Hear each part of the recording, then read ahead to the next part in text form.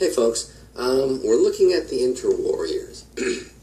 A lot of textbooks and high school teachers will refer to this period as, quote, the Roaring Twenties. Well, that's a bunch of nonsense. There were some serious national and international problems at that time. Roaring would refer to a tiny fraction of upper-class white people who had the money and the time to play. So this chapter is not about a tiny sliver of wealthy white people who played during the 20s. This is a look at the real grit of the 1920s. First, we're still at war with Germany. The U.S. Senate did not pass the Versailles Treaty. So, we continue to be at war with Germany until a new treaty is signed. Part of that Treaty of Versailles was the League of Nations. The League of Nations was the idea of U.S. President Woodrow Wilson, and the members of the U.S. Senate rejected it. The League of Nations would be established as a collective security body. The basic premise behind the United Nations is an attack against one is an attack against all. And if one member of the League was attacked, all members of the League were required to come to the defense of the country being attacked. The idea behind that is no moron would attack a country of the League of Nations because they knew they would go to war against 30 or 40 other nations. That was the premise. Well, the Senate didn't like that idea of being forced to go into the war, as opposed to Article 1 of the U.S. Constitution, which gives Congress the power to declare war. So this idea of President Wilson, of collective security, will be rejected by the U.S. Senate. At least the idea of collective security will be rejected by the U.S. Senate in the 1920s. It'll be accepted by the U.S. Senate in the 1940s. We got a war with Mexico. Well, I'm sorry. We don't have a war with Mexico. Mexico is involved in a civil war. And part of that civil war are border raids into the United States. So, we have a lot of troops along the border, and a lot of Americans are talking, should we intervene? The military phase of the war, of the Civil War in Mexico, will last about 20 years, and then there's the political phase of the war in Mexico. There are so many factions that are fighting for so many different positions of authority, and the U.S. does back their own candidate in the Mexican War. And should we invade? Well, after World War I, after the absolute devastation that this country experienced, we just pulled up our drawbridge and created Fortress America. We have the idea of the new woman. The new woman is, well, there's some minor characteristics. She cuts her hair short, her dresses, the hemlines are shorter, she wears makeup, she drives cars, but it goes beyond that silliness. It goes to the extent in which the new woman declares her equality in all aspects of American society. For example, she smokes in public, she wants a college education, and she talks openly, as this cartoon says, about sex. The new woman is going to be exceptionally problematic between generations. We have the rise of the new Klan, which is particularly troublesome if you are not white and not Protestant. The Klan was established right at the end of the Civil War by an ex-Confederate military officer named Nathan Bedford Forrest. Well, the Klan was established specifically to either kill or chase off enough black people from the land in order for the banks to repossess their land and then sell it to white people, or to chase or scare off enough black men in November so they would vote for the Republican candidate and thus the Democratic candidate in the election. Well, the Klan really was on its way out until after World War I. The Klan is really the latest manifestation of xenophobia, which we've talked about. The new Klan is headquartered in Indiana, up north. The new Klan extends their hate not just towards black people, but to all minorities, all those new immigrants, the Catholics, the Jews, the Italians, the Polish, the Russians, etc., etc., etc. And they're as violent as ever, but this time they're public. They have public marches, they have public ceremonies. Before the Million Man March, so-called, in Washington, D.C., before the big civil rights the big Civil Rights March, which ended in a series of speeches by 8 or 9 speakers in Washington, D.C. in August of 1963. The Klan had their own march in Washington, D.C. So the new Klan is violent. It attacks everyone except for white Protestants, and it's very public. Members of the Senate belong to it. Federal judges belong to it. There's a U.S. Senator who died not that long ago, named William Byrd, who was a one-time Grand Wizard in the Klan. There were members on the Supreme Court who were members of the Klan, and once again, they were open about their membership. Klan was a popular thing amongst native-born Americans. We have tremendous inflation in the 20s. And each year it gets worse and worse and worse. Inflation is not a good thing. Inflation means the cost of most goods are going up. It is harder and harder and harder to make ends meet. Nothing roaring about abject poverty. We have the rise of National Socialism, i.e. the Nazi Party in Germany. And what do we do about it? Nothing, because like I said, after World War I, we pull up the drawbridge and we create Fortress America. Did it with Italy. We have a new totalitarian regime, or a new totalitarian ideology called fascism. Here's a picture of Italian youths being indoctrinated into fascism. And what do we do about this? Absolutely nothing. After World War I, we raise our drawbridge and we create Fortress America.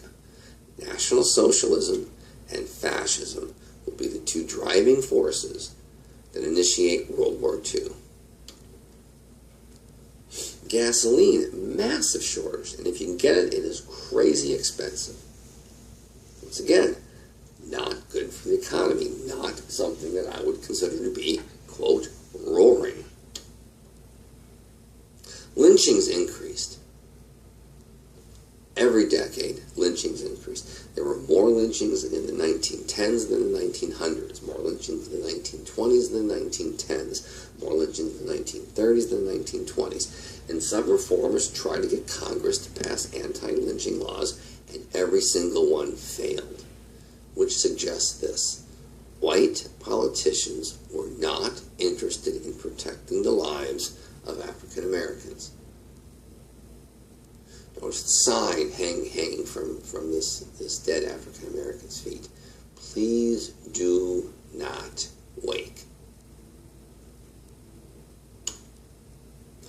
We had a morality amendment. People like William Jennings Bryan wanted to pass a constitutional amendment prohibiting what they called immoral activities, like drinking and smoking and premarital sex and divorce. And so people like William Jennings Bryan and other politicians wanted the government to expand its powers to control people's lives, to take away their liberties.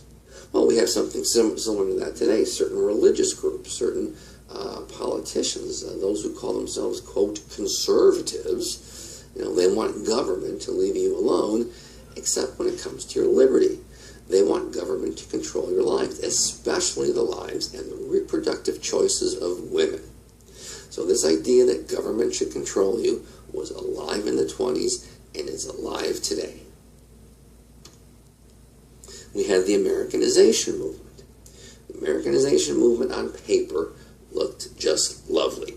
It was an attempt to help in the transformation of you as a foreigner into you as a successful American. The Americanization movement would teach you English, teach you the latest styles and how to wear your hair and your clothes, how to make American food, how to pray to the proper American Jesus, capitalism, democracy, U.S. history. On paper, it was about helping the transformation. In reality, it was about social control.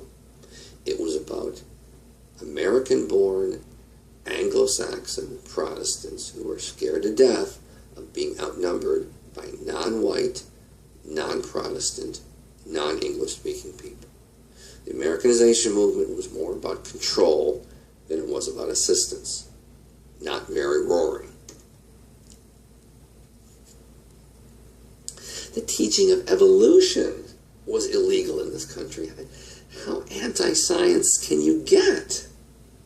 Darwinian evolution was declared in the 20s still to be wrong.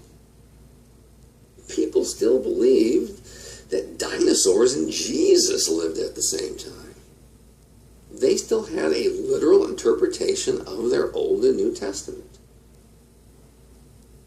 And so,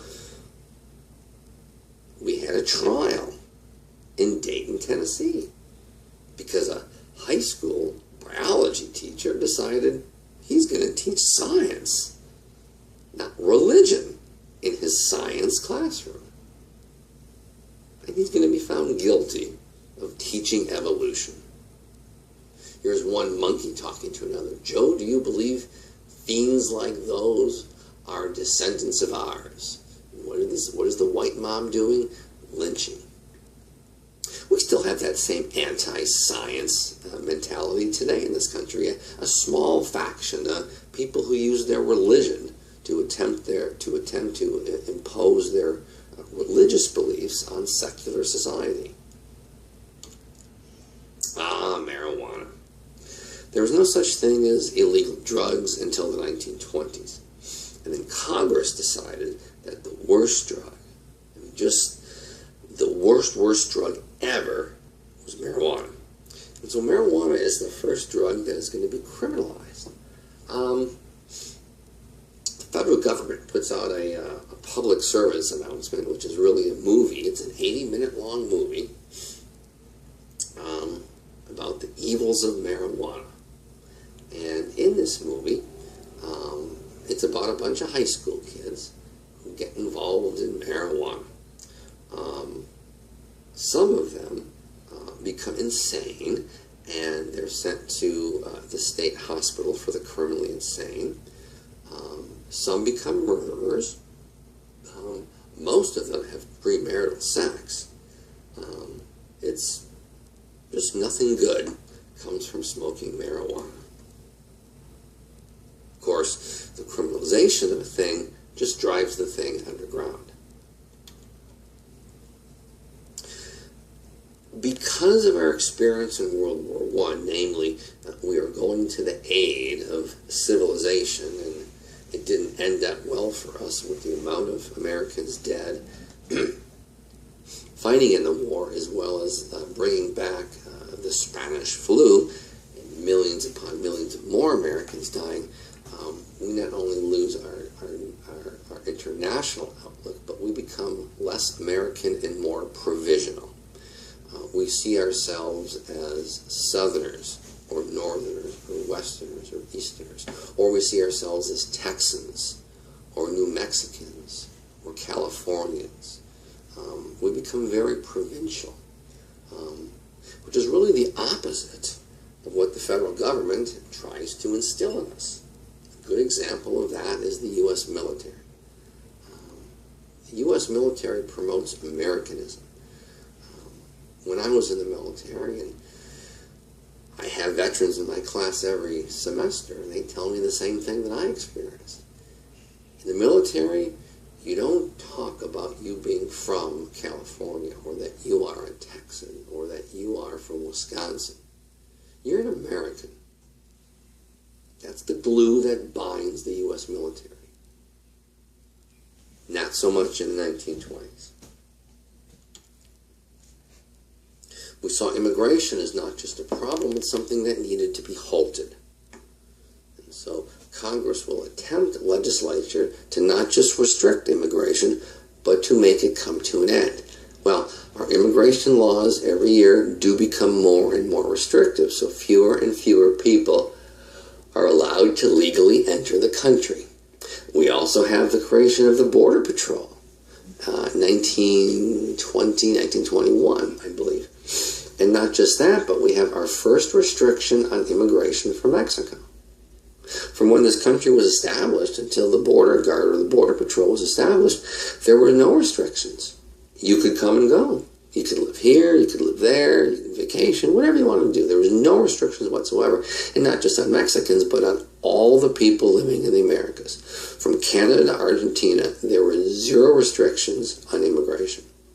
Well, that changes because of World War I. And not only do we limit the people who can come here, we severely limit the people who can come here. I think I mentioned this before, the so-called Black Scare. Yes, misnamed, because what it is tremendous racial tension leading to racial violence in every state, in which white mobs will enter the black portion of cities and attack people and burn their homes, and black mobs will enter the white section of cities and attack people and burn their mobs. It was just a dangerous time, not very roaring. We had the Red Scare, the radicals, the communists, the socialists. And these were people not just protesting, these were people who were throwing bombs. They bombed the home of our Attorney General. They bombed Wall Street. They bombed federal installations around this country. This was terrorism, tremendous terrorism in the 1920s. Certainly not roaring. Well, clearly this is a photograph of women in bathing suits, and the title says Galveston. I cannot for the life of... Oh, yes, now I remember. I believe Galveston held the first either Miss America or Miss USA contest. I think that's what this is. Well, that's not too bad. That's somewhat roaring. That can be fun. Yeah, I think this photograph is that. It's the women involved in the Miss America or the first Miss USA contest. Maybe I should check that out, just to ensure I'm not giving you something erroneous. Or feel free to Google it yourself. Ah, Prohibition. Definitely not roaring. How can you have a roaring good time without alcohol? Congress passes the Prohibition Amendment. Prohibition makes it a crime